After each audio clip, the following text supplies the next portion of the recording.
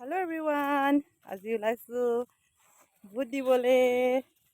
এইয়া বেটি মানুহ লগত খোজকাঢ়ি গৈ আছোঁ পথাৰৰ মাজে মাজে। এইখনি এইয়া দেখিছেনে? এইটো ৰাস্তাইদি খোজকাঢ়ি আহিছোঁ আমি। আৰু এয়া পথাৰ। সোঁফালে মেইন ৰাস্তাটো আছে, আমি শ্বৰ্টকাট দি আহিছোঁ মানে এইটো ৰাস্তাইদি। এয়া পুখুৰী। এইজনী আমাৰ হিমাশ্ৰী চাই দিয়া এইফালে। এইফালে বেটিলোৱে একদম গাড়ী চলাই আহিছে। গাড়ী চলাই দিয়া কেনেকৈ ভোজ চলাই দিয়া জান ভোজ চলাই দিয়া। বৰষুণ পৰিছে এটুপ দুটুপ কৰি। তিতি বুৰি আহিছোঁ। হাতটো মেলি দিয়াচোন, বৰষুণ পৰিছে। ভুবু চলাই দিয়া জান, ভুবু চলাই দিয়াচোন। ভু কৰি দিয়াচোন, ভু কৰি দিয়াচোন। ভোক কৰিছা ভূত তেনেকৈ কৰেনে? জিভা উলিয়াইনো ভোক কৰেনে?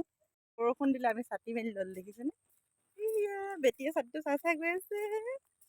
ছাতি চাই গৈছে। হিমাশ্ৰী বা ছাতি সোমাই লোৱা। হাঁহি দিয়া। আৰু এইফালে আমি ভোট কেন্দ্ৰ আহি পালোহি।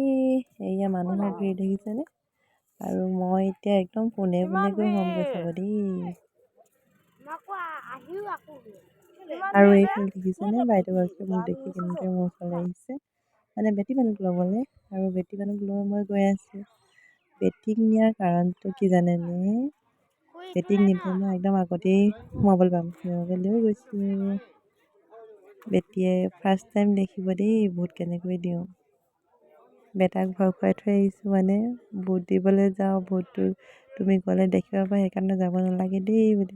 আৰু বেটী মানুহক মই এনেদৰে লৈ গৈ আছোঁ। আৰু এই আগফালে থিয় হ'লোগৈ দেখিছেনে? একদম সন্মুখত থিয় হ'লোঁ আৰু এনেদৰে মই সোমাই যাম।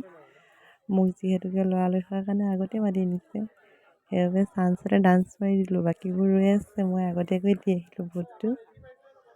আপোনালোকেও বাৰু এনেকুৱা সুবিধা লয়নে কেতিয়াবা? মই কিন্তু চাঞ্চ পালে লওঁ দেই। আৰু এইফালে দেখিছেনে? আমি ভোট দি উভতি আহি আছোঁ। এইফালে বেটী মানুহ মানে তাই ভোক লাগিছেগৈ আৰু সেইকাৰণে সোনকালে আহিছোঁ। আৰু এয়া মোৰ ভোট দিয়া আঙুলিটো দেখুৱাই দিছোঁ, যিহেতুকে ভোট দিয়াৰ মানে চিন এইটোৱে। ভোট দিয়াচোন ভোট দিয়াৰ চিন বুলি। তাই চাই গৈছে। আৰু সৌফালে আগফালে দেখিছেনে? বেটীৰ বৰ মাক। আৰু আহিয়ে চাহ তাহ খাওঁ বুলি চাহ বনাই ল'লোঁ। এইফালে মানুহজনে লৈ আহিছিলে চিঙৰা আৰু বিস্কুট, তাকে খাই ল'লোঁ। আৰু লগতে এইফালে দেখিছেনে? মায়ে চকুত দুখ পালে, মানে বাঁহৰ কাঠিডাল সোমাল, সেইবাবে চকুত অলপ দৰৱ দিব কৈছে, তাকে দি দিছোঁ।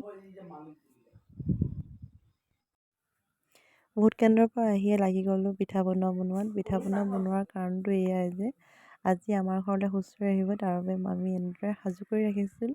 এইফালে বনাইছোঁ চুজি আৰু নাৰিকলৰ লাড়ু, লগতে তেল পিঠা। আৰু এইফালে দেখিছেনে? আমাৰ মানে হুঁচৰিযোৰ আহি একেবাৰে পদূলি চোতালৰ মুখত থিয় দিলেহি। আৰু মই এনেদৰে অলপ ভিডিঅ' কৰি ৰাখিলোঁ।